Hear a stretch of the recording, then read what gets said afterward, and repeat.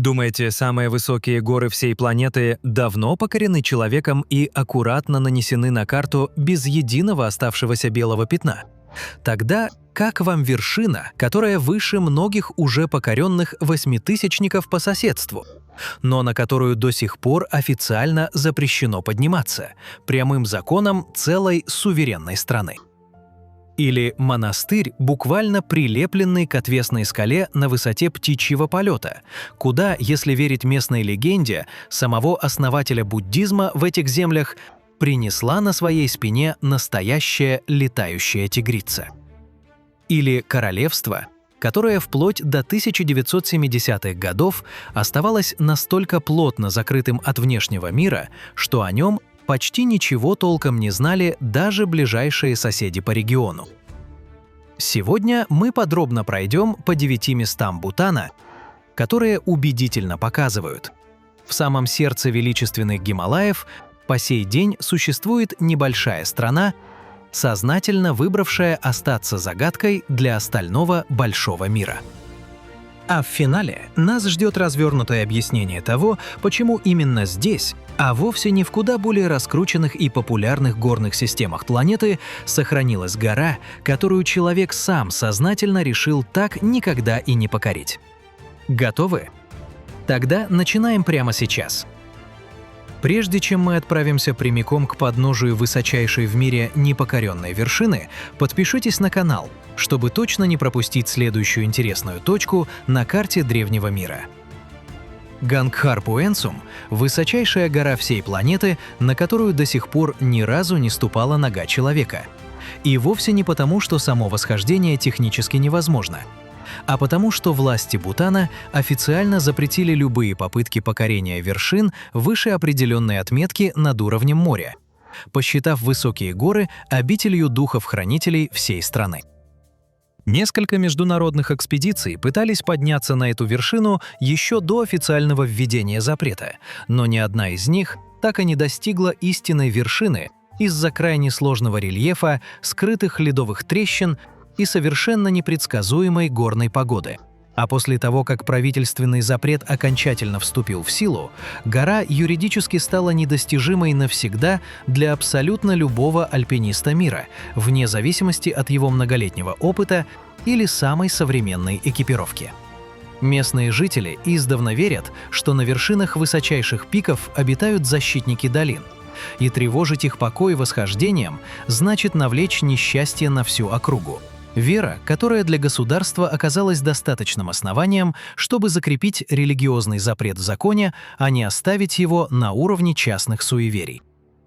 При этом соседние страны региона, где расположены другие высочайшие вершины мира, придерживаются прямо противоположного подхода, активно развивая коммерческий альпинизм как значимую статью дохода.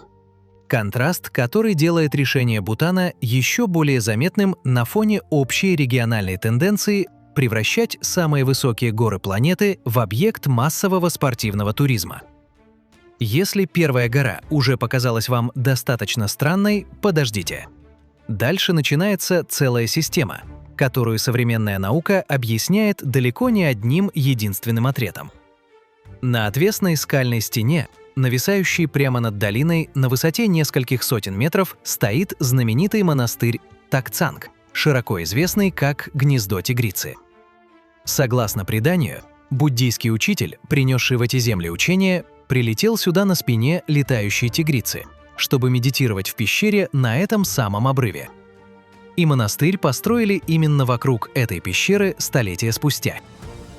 По одной из версий предания, тигрица на самом деле была превращенной спутницей самого учителя, принявшей звериный облик специально для того, чтобы доставить его через непроходимые горные хребты в это труднодоступное место. Деталь, которая в разных региональных версиях легенды пересказывается с заметными отличиями. Здания комплекса буквально врезаны в скалу так, что часть построек невозможно отличить от самой горы, если смотреть издалека. А путь наверх до сих пор проходим только пешком по узкой горной тропе. Подъем к монастырю занимает у обычного посетителя несколько часов пешего пути по крутому серпантину.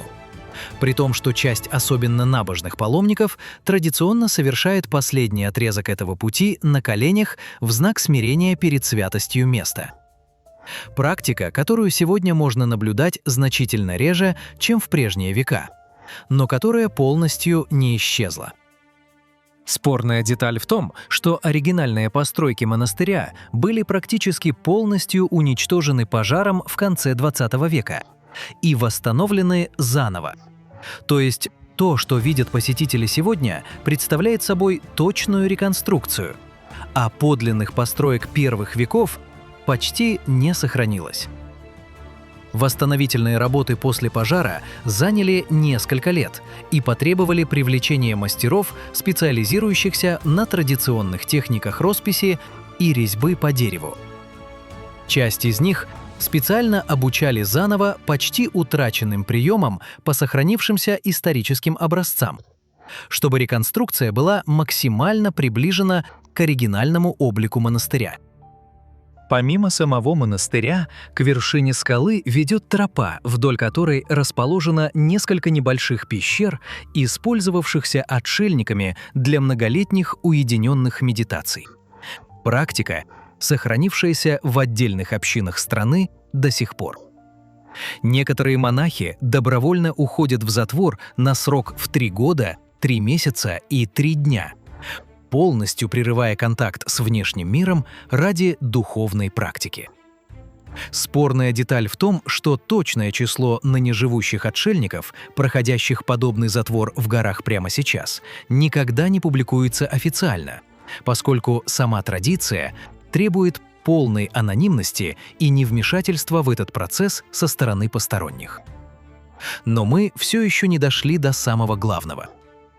То, что случилось дальше в долгой истории этой страны, полностью меняет смысл всего, что вы уже успели увидеть до этого момента. По всей стране разбросаны дзонги – гигантские крепости-монастыри, совмещающие религиозные и административные функции, построенные без единого гвоздя. Деревянные конструкции скреплены исключительно пазами и деревянными шипами, рассчитанными на то, чтобы гасить сейсмические колебания в этом крайне подвижном горном регионе. Толстые наклонные стены нижних этажей традиционно строили из плотно утрамбованной земли и камня, а верхние, более легкие ярусы делали преимущественно деревянными. Простое, но эффективное инженерное решение, заметно снижающее риск полного обрушения при землетрясениях, которые в этой части Гималаев случаются регулярно и с завидным постоянством. Внутренние дворы дзонгов при этом спроектированы так, чтобы одновременно вмещать религиозные церемонии и функционировать как административный центр целого округа. Сочетание, которое на Западе показалось бы странным союзом ратуши и собора под одной крышей. Но для местной системы управления было совершенно естественным разделением власти между светским правителем округа и настоятелем монастыря.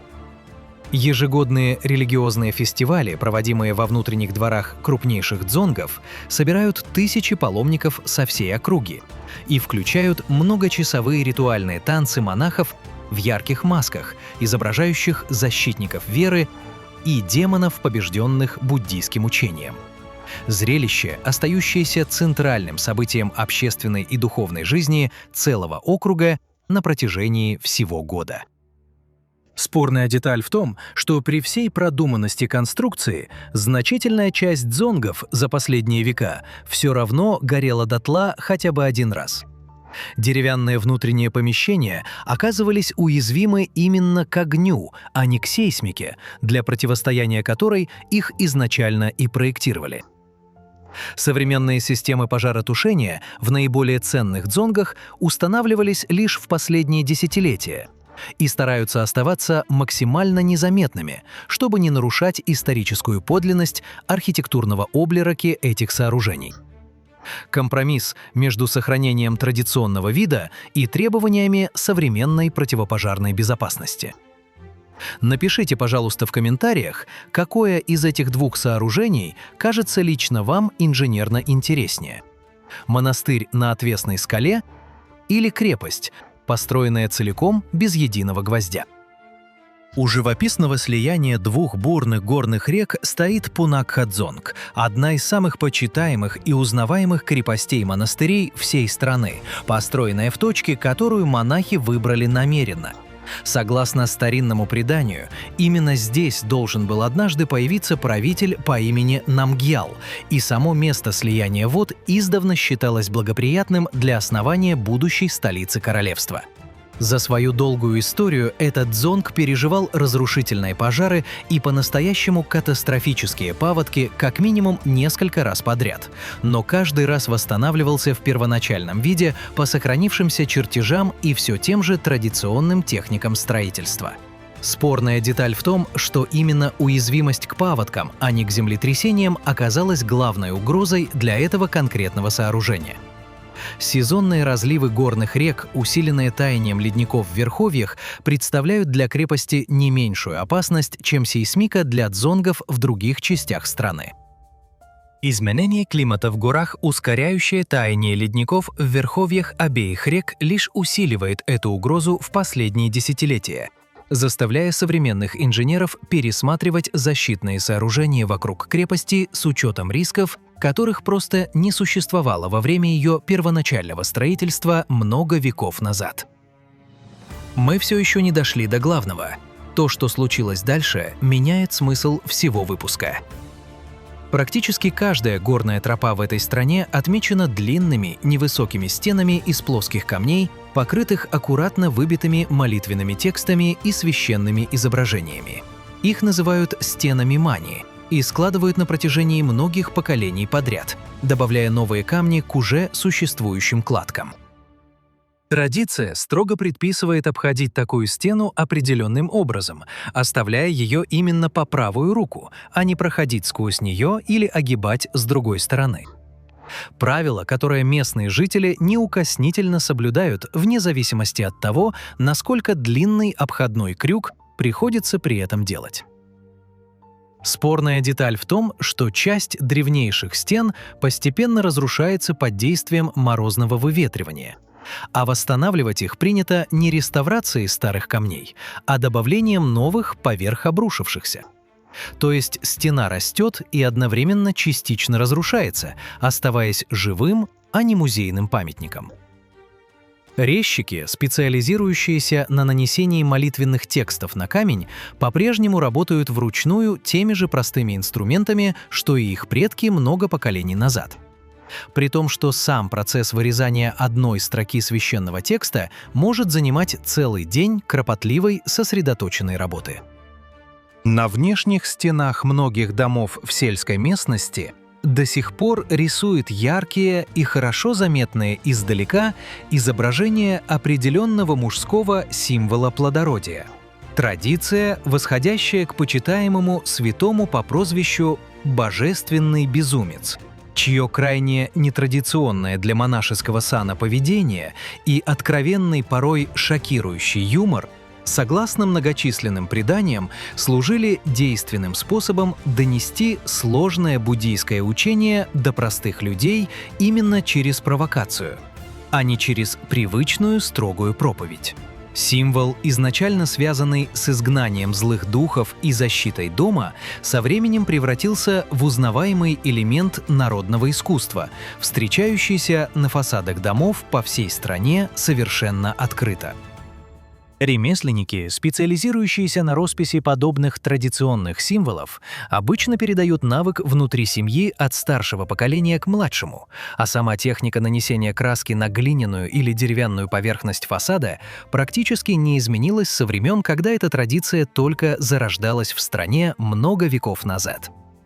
Спорная деталь в том, что за пределами страны эту традицию нередко воспринимают исключительно как курьезную деталь для туристов, тогда как для местных жителей символ сохраняет вполне серьезное защитное религиозное значение, ничем не отличающееся по сути от прочих оберегов на доме. Сувенирные лавки в туристических центрах страны давно приспособились к повышенному интересу иностранных гостей именно к этому символу, предлагая его в виде самых разных сувениров. Коммерциализация, которая, по мнению части местных религиозных деятелей, постепенно размывает изначальный сакральный смысл традиции, превращая ее в чисто декоративный элемент туристической индустрии. Государственная политика страны официально измеряет успех развития не только традиционным экономическим ростом, но и специальным индексом общего национального счастья, включающим показатели психологического благополучия, качества управления временем, культурной устойчивости и состояния окружающей среды наравне с обычными экономическими метриками.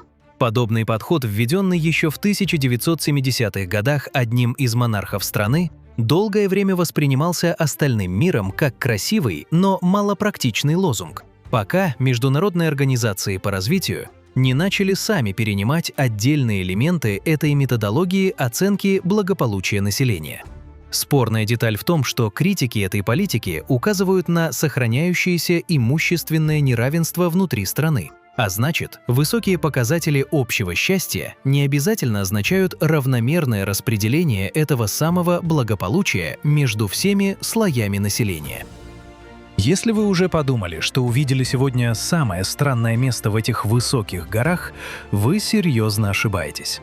В отдаленных районах страны сохранился обычай, при котором тело умершего не хоронят и не кремируют традиционным способом, а оставляют на открытых возвышенностях для естественного разложения и птиц-падальщиков. Практика, объясняемая как буддийским пониманием непостоянства тела, так и банальной нехваткой пригодной для захоронения земли в гористой местности. Ритуал сопровождается сложной последовательностью молитв и подготовки, проводимой монахами на протяжении нескольких дней до и после самого момента, а место проведения обряда традиционно держат в секрете от посторонних. Сама природа этого ритуала, при всей его непривычности для стороннего наблюдателя, отражает буддийское представление о теле как о временном сосуде, а не о постоянной сущности человека. Идея, последовательно проведенная через весь обряд, включая символическое возвращение тела природе в буквальном, а не только метафорическом смысле. Спорная деталь в том, что подобная практика в разных горных регионах Гималаев то запрещалась местными властями под влиянием более поздних религиозных норм, то снова разрешалась. И ее сохранение в отдельных удаленных долинах Бутана в наши дни является скорее исключением, чем правилом для региона в целом. А если вы уже бывали в местах с не менее необычными погребальными традициями, обязательно расскажите в комментариях, что именно вас поразило там больше всего. До 1960-х годов страна практически не имела дорог, пригодных для колесного транспорта, а первые контакты с внешним миром на официальном уровне начались лишь во второй половине XX века. То есть Бутан оставался одним из наиболее изолированных государств планеты, дольше, чем большинство соседей по региону. Телевидение и интернет были официально разрешены в стране лишь в 1999 году. При том, что власти сознательно вводили их постепенно, опасаясь резкого культурного слома под влиянием внешних медиа. Более того, страна оставалась последним государством в мире, официально разрешившим трансляцию телевидения на своей территории. Символичный факт, регулярно упоминаемый в международных обзорах современной истории массовых коммуникаций. Именно как показательный пример осознанного технологического торможения ради сохранения культурной специфики. Спорная деталь в том, что сама изоляция была не следствием бедности или отсталости, а осознанной государственной политикой, направленной на сохранение уникальной культурной и религиозной идентичности. Редкий пример страны, которая закрывалась от мира не вынужденно, а по собственному стратегическому выбору. Показательно, что даже сегодня, открывшись миру значительно шире, чем полвека назад, страна по-прежнему сохраняет статус конституционной монархии с сильным влиянием буддийского духовенства на государственные дела.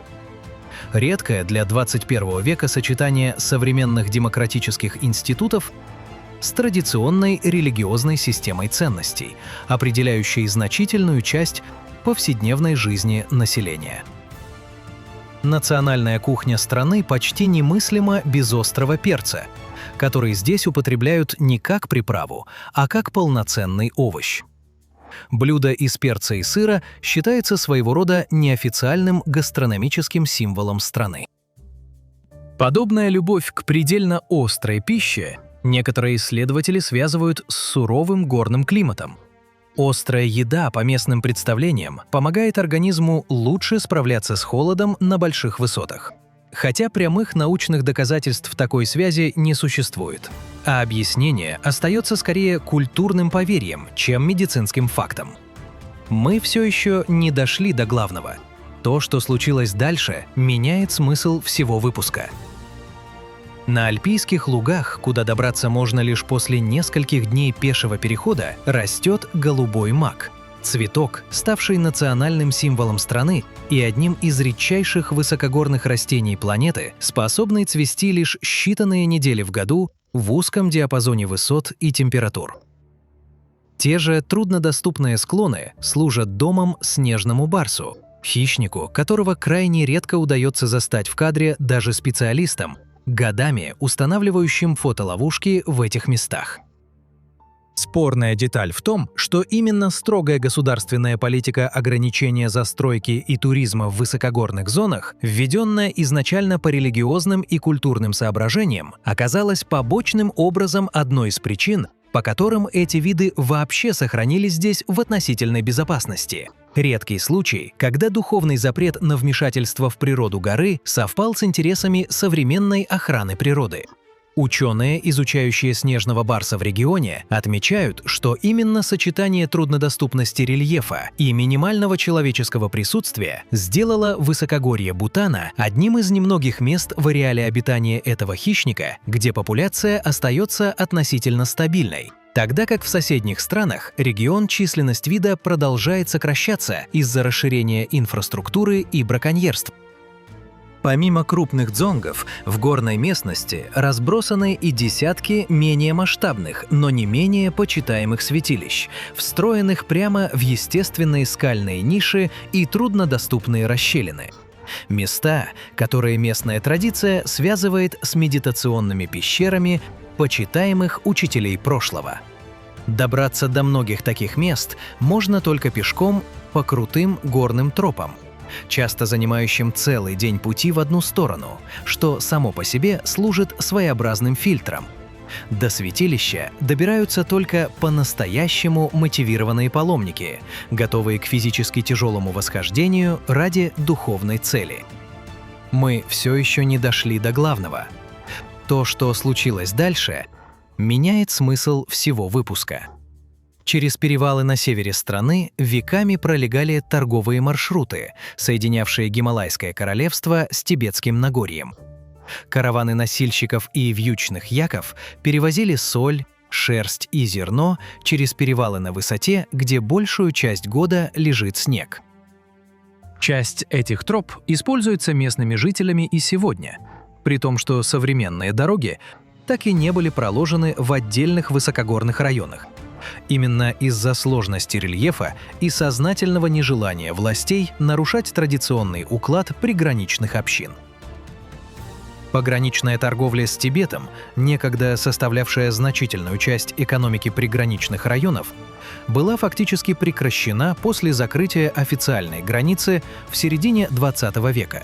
Событие, которое коренным образом изменило экономический уклад целого ряда высокогорных общин, вынудив их искать новые источники дохода взамен утраченной веками устоявшейся караванной торговли.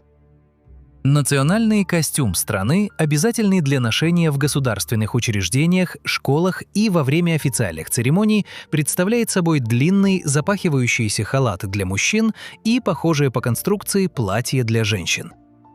Требование, закрепленное законодательно еще в 1980-х годах, именно как часть государственной политики по сохранению культурной идентичности перед лицом растущего внешнего влияния.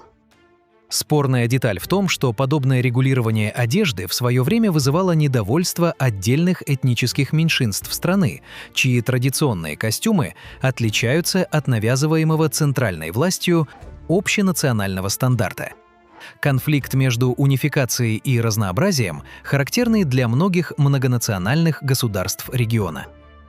Как вы лично думаете, почему власти страны предпочли законодательно запретить любые восхождения, а не просто оставить это непростое решение на усмотрение самих альпинистов? Напишите свою версию в комментариях ниже. Гималай – один из самых молодых и сейсмически активных горных регионов планеты, продолжающий расти в высоту из-за постоянного столкновения континентальных плит. А Бутан лежит в зоне, где эта тектоническая активность проявляется особенно интенсивно. Именно эта геологическая молодость и нестабильность объясняет сразу несколько вещей, увиденных нами сегодня. Непредсказуемую погоду на непокоренных вершинах, конструктивные решения дзонгов, рассчитанные на сейсмику, и саму труднодоступность региона, годами защищавшую его от внешнего вмешательства не хуже любого закона. За последние десятилетия страна начала постепенно открываться туризму, но делает это на собственных условиях.